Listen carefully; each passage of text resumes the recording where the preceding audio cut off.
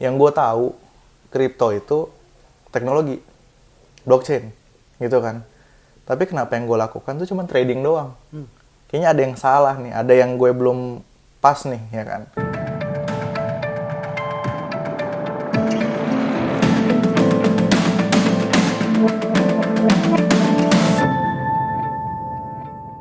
Halo Climate Guardian, selamat datang di The Conversation bersama saya Samuel Pijar.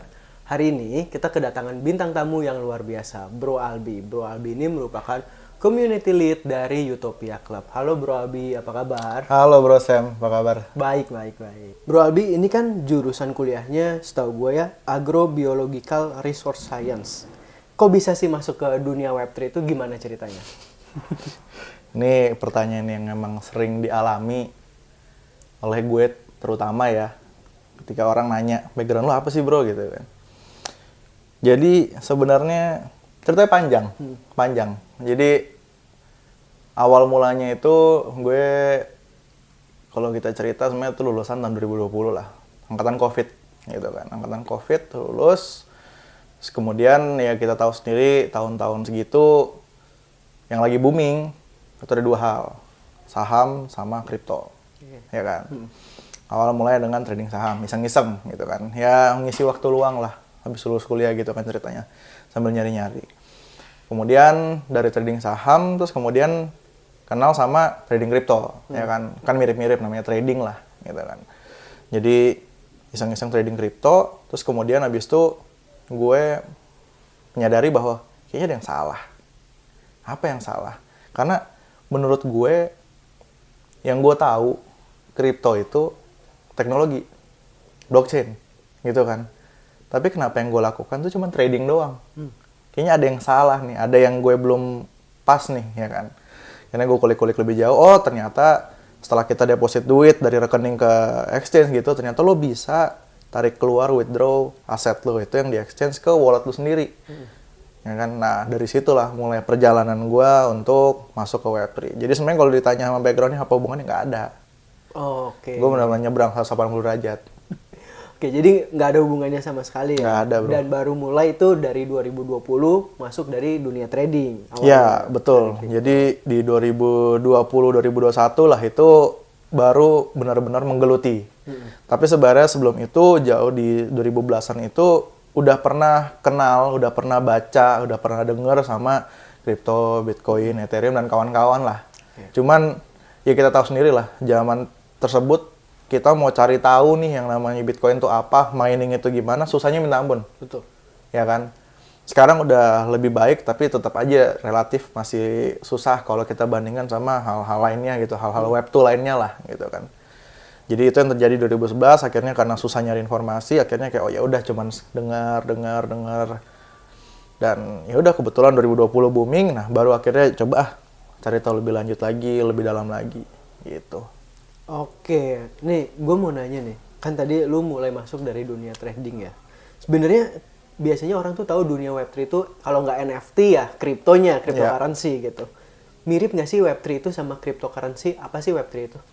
Oke, definisi Web3 ya. Jadi bisa dikatakan mirip, bisa dikatakan tergantung kita aspek ngeliatnya dari mana sih sebenarnya menurut gue. Jadi secara sederhana kalau kita ngomong Web3 maka entry point-nya adalah kita mesti paham dulu Web2 itu apa, gitu kan. Kalau di Web2 itu kan yang sangat-sangat kelihatan itu namanya UGC ya, User Generated Content, gitu kan. Cuman yang menjadi permasalahan di Web2 adalah semua UGC ini itu hak miliknya dimiliki oleh platform. Ya kan, kita generate content sebagai user gitu, kita pakai Instagram, kita pakai Twitter, kita pakai Facebook, kita generate content, kita drive traffic ke dalam platform, tapi kita nggak punya hak milik karena kita nge-post, kita publish itu di platform tersebut, gitu kan. Nah, Web3 mencoba untuk menyelesaikan permasalahan tersebut. Dimana kita sebagai user, kita juga sebagai penikmat konten, kita sebagai drivernya trafficnya, itu bisa mempunyai hak milik atas karya-karya yang kita miliki. Nah, apakah dia kemudian berkaitan dengan kriptonya? Bisa iya, bisa tidak. Apakah dia kemudian berkaitan dengan NFT-nya? Bisa iya, bisa tidak. Karena pemahaman gue, semua yang namanya blockchain, kripto, NFT, itu itu bukan produk. Itu tools doang. Tools doang. Jadi produk aslinya apa? Produk aslinya ya balik lagi, apakah itu konten, apakah itu platformnya, apakah bahkan atau misalnya kayak dia ada produk web tuh lah. Itu produknya. Blockchain, teknologinya, terus dia punya kripto, dia punya ini, itu cuma toolsnya doang. Gitu. Jadi kalau kita balik lagi ke pertanyaan Web3 berkaitan nggak? Berkaitan bisa iya, bisa enggak, tergantung kita ngeliatnya sebagai apa. Oke. Nah, tadi kan Bro Albi juga sempat mention nih, walaupun di zaman sekarang pun masih susah dapetin sumber-sumber tentang Web3. Ada nggak sih kalau orang mau belajar Web3 itu mulainya dari mana? Dari NFT kah? Atau kayak Bro Albi mulai dari trading kripto kah? Belajarnya kira-kira dari mana nih? Oke, ini pertanyaan yang menarik karena nggak ada jawaban yang benar, nggak ada jawaban yang salah. Jadi sampai detik ini masih minim banget, bahkan mungkin dari katakan nggak ada lah, hampir nggak ada. Kita kuliah jurusan tuh Web3, kripto, blockchain, minim. Iya, minim. Minim kan. Jadi emang belum ada silabusnya yang kemudian mengajarkan kayak, oh lo kalau mau masuk Web3, kayaknya lebih enak jalur ini nih, ya kan. Nah, cuman dari pengalaman gue sendiri menggeluti dari trading, dari DeFi, dari NFT, kemudian sekarang coba bangun infrastruktur dan kawan-kawannya. Menurut gue pribadi, paling gampang ya, itu NFT. Oke. Paling gampang. Jadi kalau kita ada kurvanya gitu ya, mungkin dia yang paling landai itu di NFT. Tapi kemudian ketika dari NFT kita mencoba lompat ya gitu ke bagian yang lainnya, itu akan susah. Sementara kalau kita mulai entry point-nya adalah di bidang yang lain tadi, misalnya gue katakan kayak DeFi misalnya atau infrastrukturnya, itu kurvanya di awal itu lebih curam, tapi setelah itu lebih landai. Oke. Jadi tergantung lah kita mau yang mana dulu. Cuman mungkin kalau untuk buat yang buta sama sekali, mungkin saran gue pribadi juga memang lebih gampang NFT karena lebih gampang dipahami. Sertifikat Web3, sertifikasi yang bisa siapapun bisa verifikasi, nggak perlu ada sebuah badan tertentu yang menjadi verifiernya gitu kan, semua pun bisa verifikasi, terdaftar, bisa dicek kapanpun gitu kan, itu NFT kan, jadi lebih gampang dibanding kalau kita bahas DeFi, karena ya DeFi tentu saja untuk bisa memahami DeFi kita wajib punya pemahaman konsep finansial yang baik. Jadi kita paham produk-produk finansial Web2 gitu kan, produk-produk mau fintech apapun itulah finansial, paham itu ke web DeFi gampang. Jadi balik lagi tergantung juga background-nya sebenarnya. Oke, jadi mulainya dari NFT dulu ya. Itu opini pribadi gue. Opini pribadi. Oke. Ada nggak sih kayak apakah mulai trial beli NFT dulu atau misalkan belajar NFT secara keseluruhan dulu baru mulai beli NFT? Ada nggak sih kira-kira dari mananya nih? Bener-bener dari awalnya. Karena kan biasanya orang Indonesia tuh kenal kripto, kenal blockchain, Web3 itu kayak, oh gue beli Bitcoin nih. Biasanya digoreng koinnya kan. Gue beli koin ini, beli koin ini. Betul. Udahnya nyangkut. Gitu. Nah, jadi ini juga sebuah perbedaan yang saat ini masih ya dikatakan permasalahan, nggak juga sih sebenarnya. Cuman memang menurut gue pribadi lagi nih, opini pribadi balik lagi, cara terbaik untuk belajar Web3, mau itu NFT, DeFi, apapun itulah, itu kita mesti sambil praktek. Karena Google bisa menyediakan sekian banyak teori, sekian banyak resource untuk artikel, bacaan, dokumen, dan kawan-kawan. Tapi tanpa kita ngeklik sendiri, benar-benar familiar dengan apa yang kita lakukan, terus kemudian paham apa yang terjadi di belakang layar, kita nggak akan hafal, nggak akan ngerti. Dan banyak orang yang kemudian kayak, oh iya gue udah paham begini-begini, tapi ternyata ketika praktek, bingung. Dan akhirnya ketika mereka pakai, kok nggak sesuai dengan apa yang gue pelajari di awal. Gitu kan. Ya betul juga, karena kan dunia Web3 yang gitu. Bro Sam tahu sendiri kan, berkembangnya seberapa pesat. Gitu kan.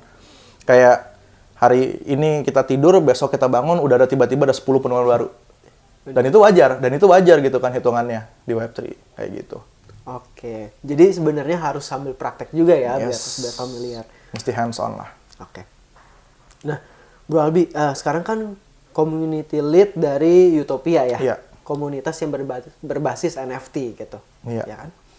Kenapa sih akhirnya milih berkarir di dunia Web3 nih? Kenapa nggak di Web2 aja? Oke. Jadi, ini mau jawabannya mana dulu? Jawabannya mana? Enggak.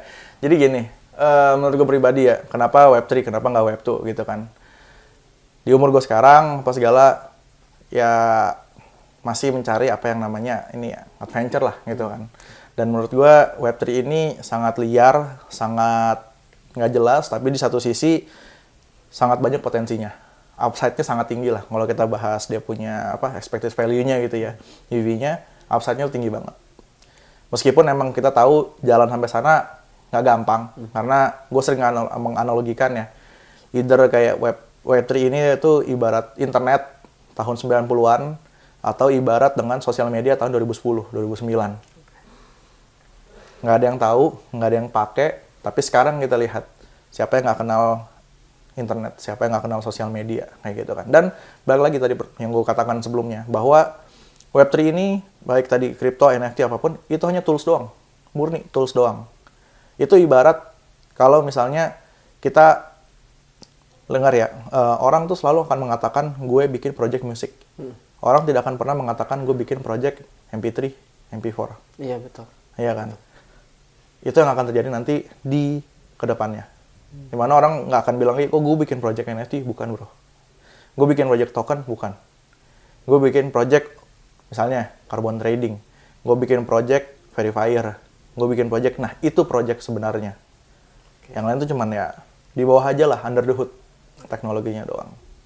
Oke, Bro Albi tadi sempat mention juga ini tuh masih early banget buat kita masuk ya. Bener kan ya? Betul. Nah, menurut Bro Albi ini kira-kira gimana sih perkembangan Web3 5-10 tahun ke depan? Wah, 5-10 tahun ke depan jujur gue nggak bisa prediksi. Pertama, gue bukan cenayang juga, ya kan. Kedua, kita tahu sendiri kecepatan inovasi itu gila-gilaan. Gue masuk dari 2021, seluruh gameplay, gimana cari cuan lah apa segala gitu kan. Seluruh perkembangan yang ada di tahun 2021, sekarang 2023 udah nggak berlaku sama sekali. Udah nggak bisa caranya kayak gitu. Mesti keep up sama ini. Nah, jadi kalau bilang 5-10 tahun, mungkin sulit ya untuk bisa ininya. Cuman dari gue pribadi sih 5-10 tahun gue optimis. Semua akan menjadi lebih mudah, GSV harusnya akan menjadi lebih murah juga. Adopsi akan semakin gampang.